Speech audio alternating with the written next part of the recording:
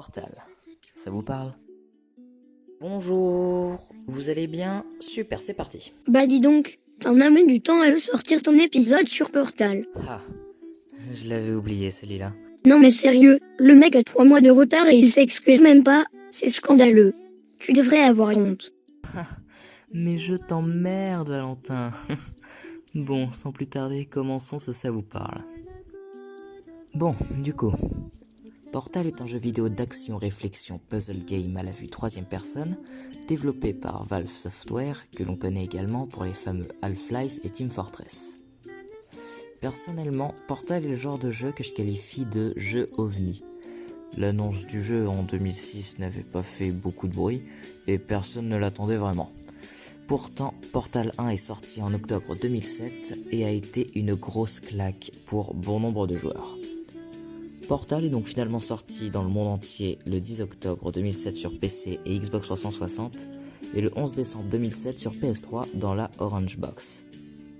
La Orange Box est un jeu compilant les 3 jeux phares de Valve. J'ai nommé Half-Life 2, Team Fortress 2 et bien évidemment Portal. Portal 1 va connaître un grand succès et sera donc distribué dans sa propre boîte le 9 avril 2008 sur PS3, Xbox 360 et PC. Le jeu est également sorti sur Mac et sur Linux bien plus tard, mais ça nous intéresse pas vraiment. Mais dis-moi, qu'est-ce que c'est l'histoire de Portal? Eh bien, j'allais y venir, Valentin. Dans Portal, vous incarnez Shell, une jeune femme muette aux origines inconnues.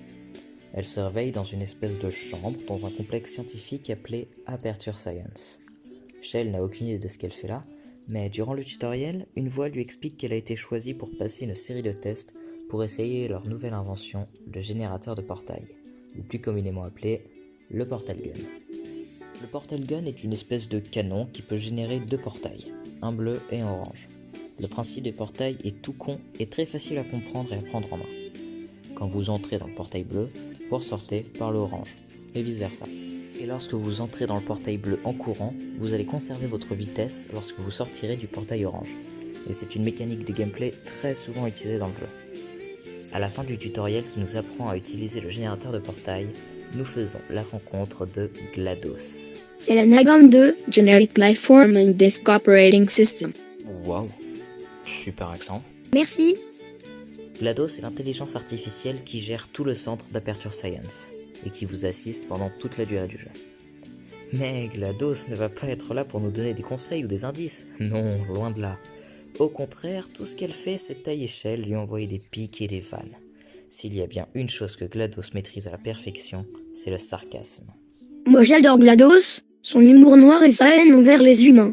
Oui, mais ça c'est normal, Val. C'est parce que toi aussi tu es un connard.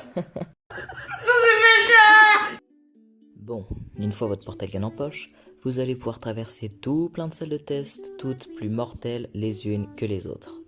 Durant vos tests, vous trouverez des boutons activés avec des cubes, des fosses remplies d'acide, et très souvent des petites tourelles meurtrières avec des voix trop mignonnes.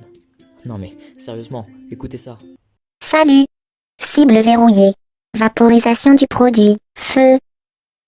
Bonjour, mon ami. Trouvé. Vous voilà.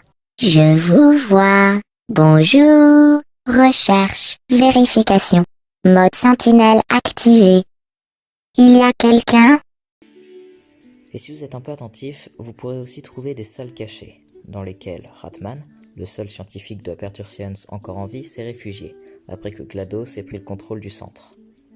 Sur les murs, vous trouverez aussi des dessins qui donnent parfois des indices sur comment résoudre la salle de test, et aussi la phrase emblématique de Portal « The cake is a lie ». Rapport au fait que pendant toute la durée du jeu, GLaDOS nous promet qu'à la fin de notre série de tests, nous aurons le droit à un gâteau. Et au passage, si vous voulez en savoir plus sur le personnage de Ratman, je vous conseille de lire le comics Portal Lab Rat.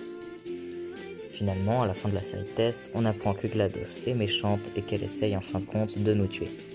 Dommage, on n'aura pas de gâteau. On réussit finalement à s'échapper et on va la retrouver dans sa salle de commande pour lui botter le cul. On arrive finalement à la vaincre et on fait par la même occasion exploser une bonne partie du centre.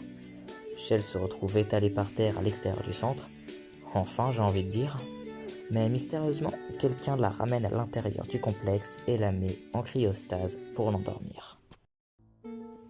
Alors, pour conclure, Portal est vraiment un très très bon jeu, bien que très court, car en effet, le jeu se termine en 6-7 heures facilement. Enfin, facilement avec de grosses guillemets, parce que certaines salles de test vont vraiment vous faire péter un câble, surtout sur les dernières du jeu.